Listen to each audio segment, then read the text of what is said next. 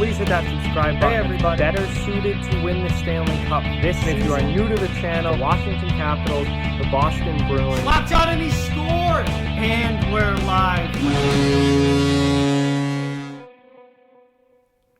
Hey everybody. In this video, I want to look at 10 NHL players who are having good seasons, in some cases career years, on bad teams. This will show you that while the team may be struggling, certainly not every individual player is. Before we get into the video, I just quickly want to remind everyone to hit that thumbs up button and give this video a like, and subscribe to the channel if you are new. Both of those things really help out a lot and are much appreciated. So let's start, and this one's a no-brainer. First one is Jack Eichel of the Buffalo Sabres. Jack Eichel is having a tremendous season this year, despite the Sabres being, near the bottom of the league. Through 55 games, he's got 31 goals, 38 assists for 69 points, nice, and a plus 15 on the season. And the fact that he's plus 15 with the Sabres being as bad as they are is just another huge showing for Jack Eichel. This is definitely Eichel's best NHL season so far. He's been outstanding this year, and it's a shame that the rest of the Sabres are not even close to his level, because if the Sabres were even close to a playoff team, Eichel would be in the MVP conversation, but he's not going to win that award with the team being as bad as they are. But Jack Eichel right now is the Buffalo Sabres. Number 2, we have Tyler Bertuzzi of the Detroit Red Wings, who is by far having his breakout NHL season this year. His best year of his young career. 57 games played. Bertuzzi's got 18 goals, 20 assists, and 38 points for Detroit. Now, obviously, Detroit is the worst team in the league.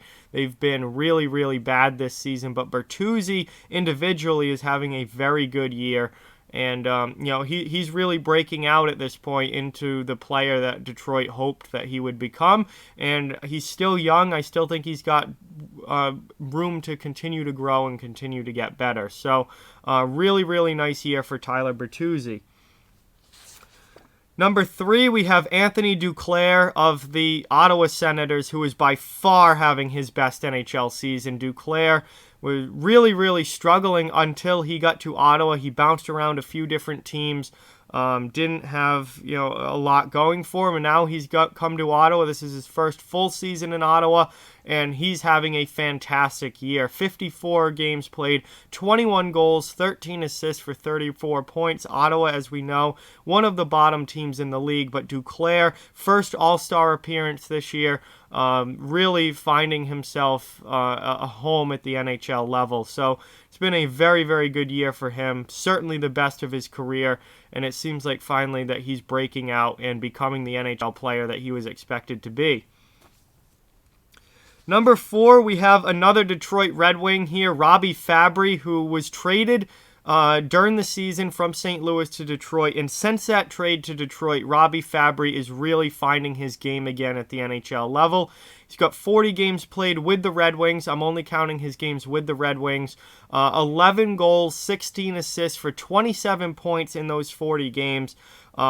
Easily his best season since his rookie year, when he almost scored 20 goals. And with 20-something games left this season, Fabbri has a chance to possibly hit the 20-goal mark this year.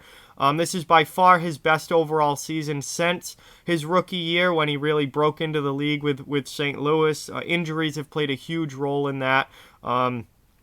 Injuries played a huge role in Fabbri kind of losing his spot on the Blues and how he ended up on the Red Wings. He's really struggled to stay in the lineup over the last number of years.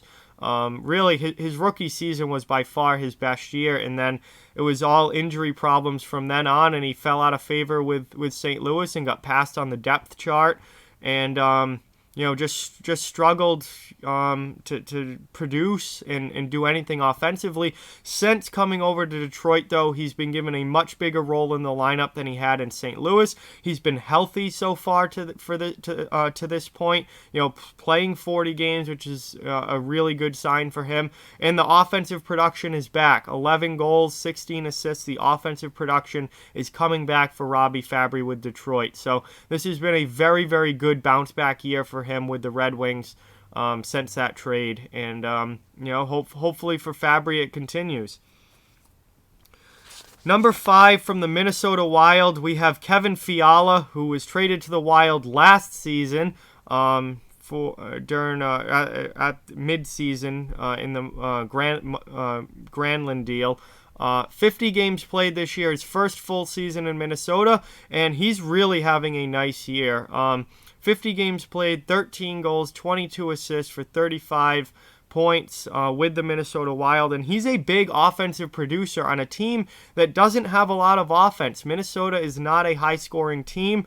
Eric Stahl leads that team in points, I believe, with only 40 this year, so he's near the team lead in points.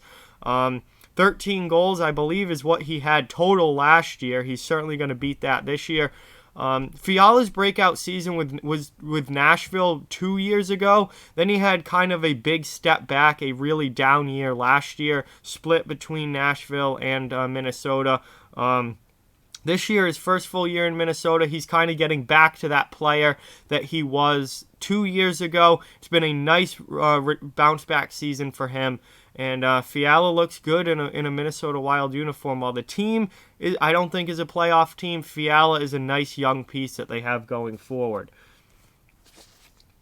Next on the list here, we have Kyle Palmieri of the New Jersey Devils. Now, the Devils obviously have been one of the biggest disappointments in the NHL this season. Added all those pieces in the offseason, and all for naught, as they're one of the worst teams in the league this year. But Palmieri is still having a solid year. He's such a consistent player and such a consistent goal scorer. 50 games played. He's got 20 goals again this season, 17 assists for 37 points. He's a model of consistency for this team. He's always a 20-goal scorer. I believe his 37 points lead the team, or are very close to leading the team. So Palmieri is having a really nice year. We'll see if he gets traded at the deadline or not. He's a veteran guy, but he might, if I'm the Devils, really might want to keep him around, because he is just such a consistent 20-goal scorer. Going to be obviously over 20 this season, as there's still 6-7 weeks left in the regular season.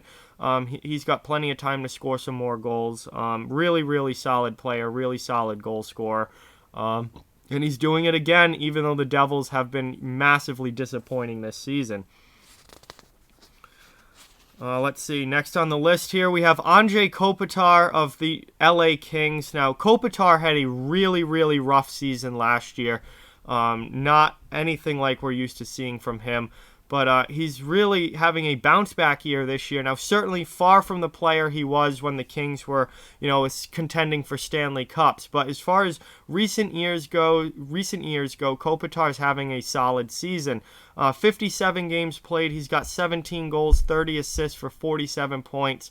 Much better this year than he was last year. So Anze Kopitar looking pretty good for the Kings, while the Kings continue to be the worst team in the Western Conference. Kopitar is doing what he can individually and actually playing pretty well this season.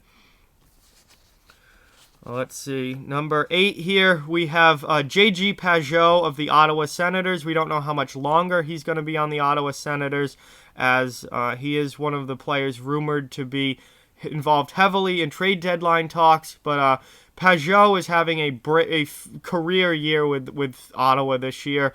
53 games played, 21 goals, 13 assists, 34 points.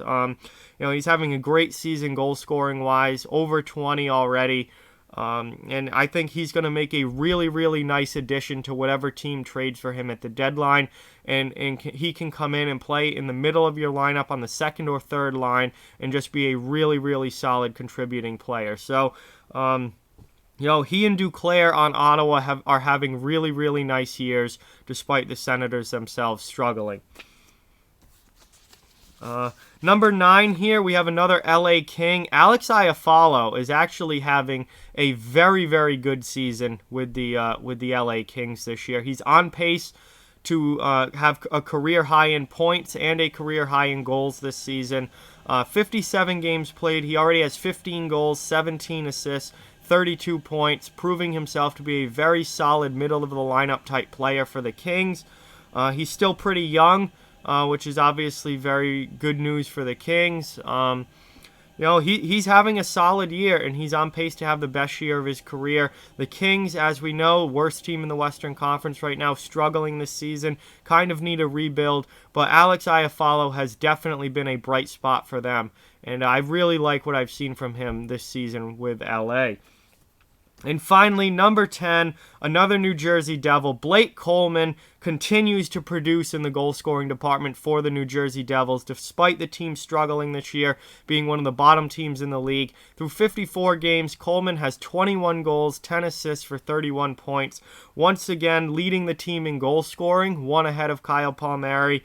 Coleman's proving himself to be a very solid goal scorer, energy guy who likes to, get in there, mix it up physically when he can, plays a high-effort game. I'm a huge fan of Blake Coleman.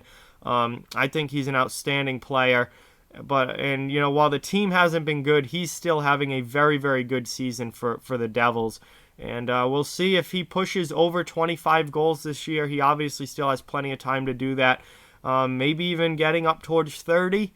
It's certainly a possibility. So Blake Coleman for the Devils is having a very nice year this year, despite the team not.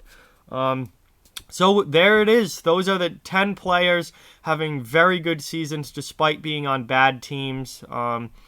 Obviously, we've got some really good players there. Some of them are having career best seasons, even though they're on bottom of the league type teams this year. So with that, like, comment, share, subscribe, follow on social media. All those links are down in the description below. If you'd like to further support the channel, the links to our Patreon and merchandise store are down in the description as well. Keep spreading the word about this channel. Let's keep this thing growing. Thank you very much for watching. I hope you enjoyed the video, and I will talk to you guys soon.